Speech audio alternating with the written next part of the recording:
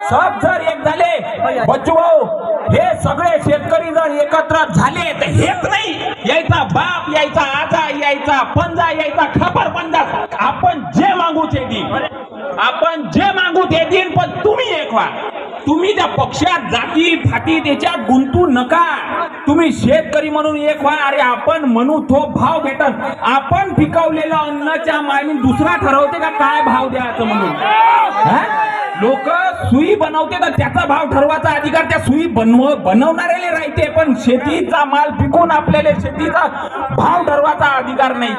ह्याच्यापेक्षा लाजीरवाणी गोष्ट आपल्यासाठी काय असन? अजून कवा लक्षात आणायचं आपण? सारे आपली ठोकाले बसले आहे, हे दिमागात घेऊन चाला. बच्चू भाऊ सारखा माणूस जर शेतकऱ्याचं प्रतिनिधित्व करू राहिला तर गर्दी मी म्हणतो 10-20 हजारांना राहिले पाहिजे होती. इथं काही 500 ना 1000 लोक बाबुळगाव तालुक्यात शेतकरी म्हणून नाही, 10 ते 15 हजार लोक इथं शेतकरी म्हणून आहे, पण आले नाही. काऊन? ते जातीत गेले आहेत, ते बीजेपीत गेले, काँग्रेसमध्ये गेले, असे पक्षात गेले आहे. अरे तुम्ही त्याच्या बाहेर निघा.